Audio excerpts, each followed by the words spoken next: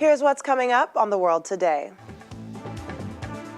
It's day one into the trial of Derek Chauvin, the former police officer accused of killing African-American George Floyd in May last year. More anti-coup protests are holding in Myanmar as protesters fight back at security forces with fire extinguishers. Plus, the World Health Organization says 1 in 3 women are subjected to physical or sexual violence around the world. A warm welcome to the program today. I'm Akaite Afia in Lagos. The delayed trial into the murder of George Floyd has begun in the United States as a potential jurors pool arrives in the courtroom.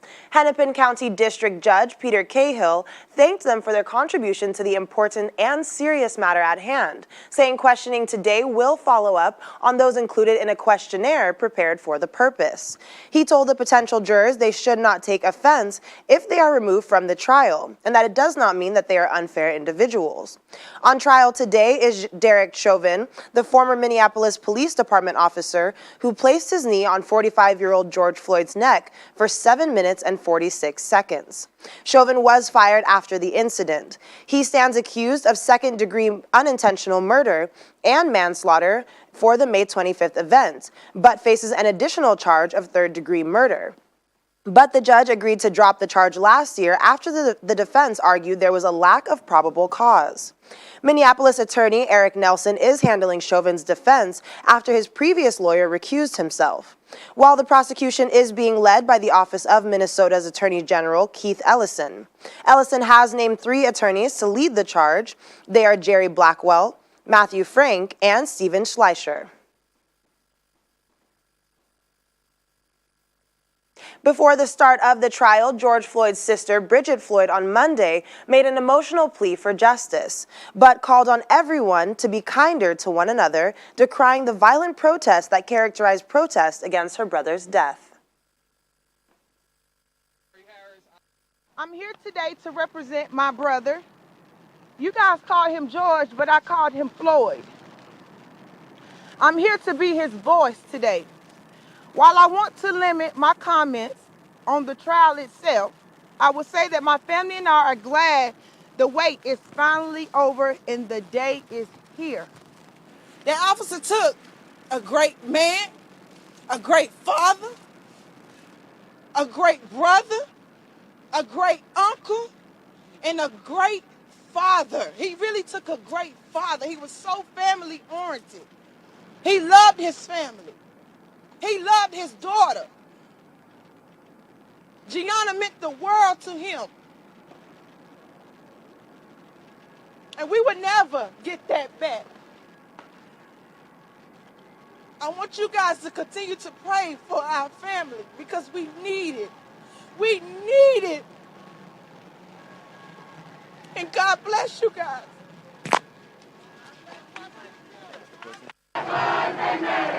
Black lives, they matter here. Black lives, they matter here. Native lives, they matter here. Speaking of protests, there have been more of them today near the courthouse. Considering the possible risks, major government agencies in Minneapolis have erected iron railings around their buildings for protection and deployed helicopters to patrol the areas.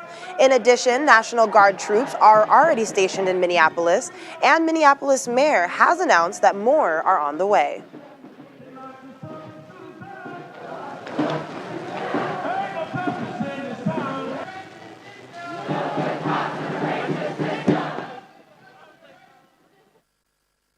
Channels Television's Washington correspondent Maria Bird joins us now for more. Maria, thanks for joining us on the program. Thank you for having me. So, what is the mood in the country today as the trial begins for a crime that caught global attention all through last year?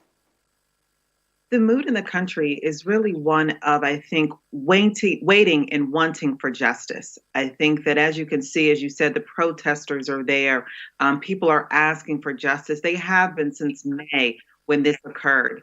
And so we're now in a position where I think people are waiting and wanting to see what will happen. The prosecutors obviously are looking at this case. We know that this is not the first, and this has not been the last since May, of this type of brutality against African American men by police. And so you heard the family; they're still heartbroken. They're still, grieving of this death. But I think that what this is basically requesting is this is a request to say that no longer will this be the case for African American males that are being that have these encounters with police, and that they are requesting that this sets a standard for how police officers will be treated in the future if these type of occurrences occur. Well, Maria, help us understand why a charge of third-degree murder, which came up last year, has also come up again in the trial now. Third degree murder will allow for, we all know, we've seen it in the past, it's very hard to have an officer actually convicted in cases like this. And so because of that, third degree murder would allow for, if there was anything that was dangerous, it would just allow for the defense attorney to not have as much work. Those who are supporting George Floyd and the attorneys for George Floyd to not have as much work to prove that the officer was intent on killing George Floyd, and that he should be obviously sentenced to prison. And so this will provide a second degree murder is much harder for an officer to be convicted for second degree rather than third degree murder. All right, so right now jurors are being selected. Talk us through the process and what else could be happening in the courtroom today. Well, you'll see the jury selection, which will occur. Obviously, it will be very, very, very important that this is a diverse group of individuals. It'll be key and critical for the outcome of this case, that these jurors are ones that will be able to hear the case clearly, will not have any precedents, any biases that are currently, that they would be potentially leaning in one way or the other. And so this jury is going to be extremely important for hearing of this case. Well, we did hear earlier from George Floyd's sister, Bridget. She was outside the courthouse just yesterday calling for justice as well as calm. So what have you heard about their mindsets as events began to unfold? Well, their mindsets, obviously, they're asking for calm. Obviously, this is not a time for, the state of Minnesota to have to deal with any more, whether it's burning of buildings, whether it's destruction of property. They're really looking for peaceful protests if that is to occur. And obviously, most importantly, don't want anything to take the distraction away or to take away from what is going to be critical, which is being able to have this case tried true and fair, and for there to be no other distractions for the case. Right. Well, Maria, we will be keeping our eye on the situation there. Thanks for joining us, and do stay safe. Thank you so much for having me. Staying in the United States is a report about an unarmed man who lured New York City police to his building and then shot at them, striking one officer in the chest. The injured officer was taken to the hospital and is said to be in stable condition. Footage from police body cameras show that the suspected gunman, standing in his doorway and calling out to police as they approach, noticed that he is holding a gun. As the police are heard telling him to put the gun down, he began shooting the police, immediately returned fire. More protesters are still taking place in Myanmar against the military junta, and so are the clashes with security forces, as the protesters refuse to back down. Earlier today, they fought back with fire extinguishers after being hit by tear gas canisters by security forces to disperse them in the town of Loika. And in Kachin State, police chased protesters and fired at them. A video posted online showed them running as police on foot and in trucks arrived on the scene in the town of Moi Hin. At least 2 people were wounded, one by gunshot. There was more crackdown on protesters in the city of Mandalay, where they were met with tear gas. Protesters continue to demand the release of civilian leader Aung San Suu Kyi and the respect of the November election, which her party won in a landslide, but which the army has rejected. The army says it will hold democratic elections at an unspecified date.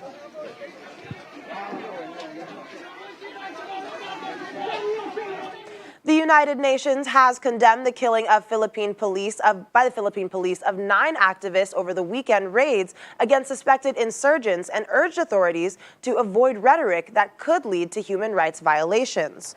Rights groups have accused President Rodrigo Duterte of encouraging a crackdown on activists to silence dissent and target his detractors under the guise of intensified counterinsurgency operations against Maoist rebels. His government has said Sunday's killings were lawful and legitimate operations, but has promised a full investigation.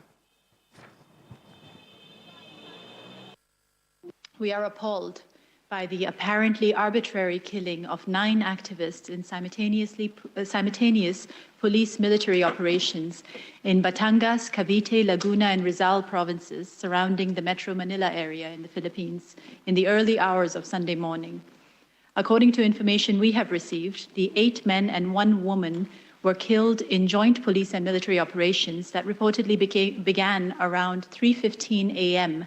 on Sunday to execute search warrants issued by a Manila court.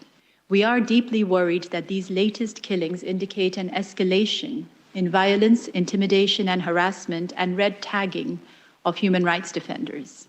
There is a history of human rights advocates being red tagged or being accused of being fronts for the armed wing of the Communist Party in the Philippines. In our June 2020 report, the High Commissioner warned that such public labeling has proved extremely dangerous, and she urged the protection of human rights defenders, journalists, and others at risk. In recent months, there have been dozens of other activists and several journalists arrested, including on Human Rights Day on the 10th of December 2020.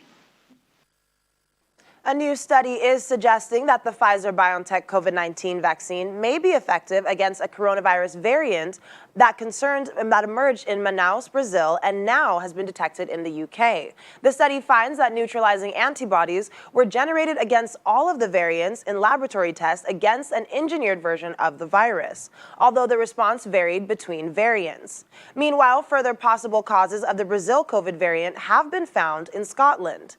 Here's the situation the world over in our global update. Even though the number of people with COVID-19 in intensive care is at its highest since November, authorities in France say it's not planning to put the Paris region into lockdown. The head of the intensive care unit at Melun Hospital Center warns that hospitals in the region are getting close to capacity. The number of patients in ICU beds reached a 14-week high on Monday at 3,849. The figure was almost 1,000 for the Paris region. Elsewhere in Europe, Italy registered 318 new deaths in the past 24 hours, bringing its total death toll to 100,103 people, making it the second country in Europe after Britain to pass the 100,000 fatality threshold. Meanwhile, Italy's new Prime Minister Mario Draghi has pledged to speed up its vaccination plan in order for residents to return to a normal life soon. Today marks 1 year since then Prime Minister Giuseppe Conte announced the country was entering a nationwide lockdown after Italy became the first country in the Western world to be hit by an outbreak of the virus. In the meantime, Russia says plans to produce Russia's Sputnik V vaccine against COVID-19 in Italy would help quickly satisfy demand for the shot abroad. The Kremlin's comments comes after the Moscow-based RDIF Sovereign Wealth Fund and Swiss-based pharmaceutical company Adenine signed a deal to produce Sputnik V in Italy. Johnson & Johnson has told the European Union it is facing supply issues that may complicate plans to deliver 55 million doses of its COVID-19 vaccine to the bloc in the second quarter of the year. Any delay would be a further blow to EU's vaccination plans, which have been hampered by bumpy supplies from other vaccine makers and a slow rollout of shots in many member states. And finally, England's Chief Medical Officer Chris Whitty says the country will see a resurgence in coronavirus cases at some point and can't bring deaths from COVID-19 down to zero even with a successful vaccine rollout. The modelling is just reflecting the fact that because this is such a common virus and it gets to large numbers of people, even if you have a relatively small proportion of people still remaining vulnerable, that still equates to a very large number of people overall. And that's really what this is reflecting. And I think what we're going to see is, as things are opening up, what all the modelling suggests is at some point we will get a surge in virus. Dr. Wheaty says that caution in reopening the economy would affect the size and the timing of a resurgence, but that vaccines would not be able to prevent all deaths from COVID-19. Coming up after the break. Turning an airport runway into a fashion runway. Only one designer could think of this for its Fall/Winter 2021 collection. Stay with us. Thanks for staying with us. You're watching The World Today on Channels Television. International help is trickling in for victims of the series of explosions in Equatorial Guinea's Bata city. Spain has sent in aid plane by plane to the country as authorities continue to search for victims. The shipment comes after the government of President Teodoro Obiang Nguema appealed for international support to help in the search and rescue, also in rebuilding. The search for victims of the blast continues today, the third day since the blast happened. The death toll from the explosion has risen to 98 at the last count, but counters are still searching rubble for bodies. Medics and rescue workers in Equatorial Guinea searched through rubble on Monday as the death toll from a series of explosions at the weekend mounted. The health ministry says the blast at a military barracks in Bata has now killed 98 people. Around 600 people have previously been reported as injured, and President Teodoro Obiang Nguema says almost all the city's homes and buildings have been damaged. It has a population of over 250,000 people. He's attributed the accident to negligence related to the handling of dynamite. Images published by local media showed bodies wrapped in sheets lining the side of the road and children being pulled from under piles of broken concrete and twisted metal. The explosions come as the former Spanish colony suffers a double economic shock caused by the global health crisis and a drop in the price of crude oil, which accounts for around 3/4 of state revenues. The foreign minister, Simeon Oyono, has asked for international help following a series of large explosions at a military base March 7 that killed 15 people. The situation in the city of Bata, where there were a couple of blasts, has led to the loss of several human lives and substantial material damage. The preliminary information we have is that there are 500 injured and 15 deaths. The blast happened near a military base in Bata. The most important thing for us in this meeting is to ask for help for Equatorial Guinea from friendly nations and international partners. In this unfortunate situation, you are aware that we are facing a health emergency, and now, on top of that, this new tragedy in the city of Bata. This is why we thought it was appropriate to inform you this way, so you can sincerely help Equatorial Guinea. The majority of Equatorial Guinea's 1.4 million people live in poverty, and the government has called for international support for the search and rescue effort and to rebuild. On Monday, Spain's foreign minister said a shipment of humanitarian aid would be immediately dispatched. U.S. Vice President Kamala Harris has addressed her first International Women's Day on Monday, alongside New Zealand Prime Minister Jacinda Ardern, as both women took part in a special session of the European Parliament marking the International Women's Day. Harris said women were particularly hit by the ongoing COVID-19 crisis because of the high proportion of women in the medical workforce and in less secure jobs. Ms. Ardern welcomed the appointment in November of a woman as New Zealand's foreign minister, but said success in tackling inequality should be measured in terms of its impact on women's lives. For women to access the care they need. At the same time, women comprise 70% of the global health workforce, putting them on the front lines and at risk of contracting the virus. Other women have been forced out of the workforce entirely. How do we build a world that works for women? I believe we must ensure women's safety at home and in every community. We must ensure that women can access high-quality health care and that those health needs particular to women are addressed. We must treat women with dignity at work and put in place the structures needed so that women can both care for their families and excel in the workforce. Finally, we must give women equal voice in decision-making, for this is essential to free and fair democracies.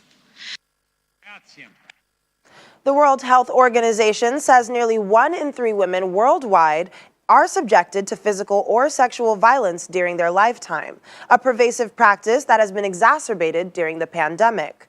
The UN agency now calls on governments to prevent violence, improve services for victims, and tackle economic inequalities that often leave females trapped in abusive relationships. Officials say boys should be taught in school about a need for mutual respect in relationships and mutual consent in sex. Up to 852 million women are estimated by the WHO to have experienced physical or sexual violence from the age 15. Finding the perfect runway has become harder during the pandemic, so designers have become more creative in finding ways of showcasing their latest work. So how about an airport runway? Well, no, but Balmain models took to plane runways to display the Fall-Winter 2021 collection in a video that was released on Monday night. Shot in cavernous hangar at Charles de Gaulle Airport in and around a recently underused Air France 777, designer Olivier Rousting embraced the escapist nature of his collection. Accessories included neck pillow earrings and handbags, paper plane suitcase charms, and compass pendants. The final destination was revealed to be outer space, as models walked on lit-up and suspended runways in silver outfits reminiscent of spacesuits. This must be a love from a higher place. Closing my eyes, and I still know the taste and the touch of your skin. Well, you can always count on Olivier Rousting to be original. That is all for the program. I'm Akaite Afia. Have a great evening and stay safe.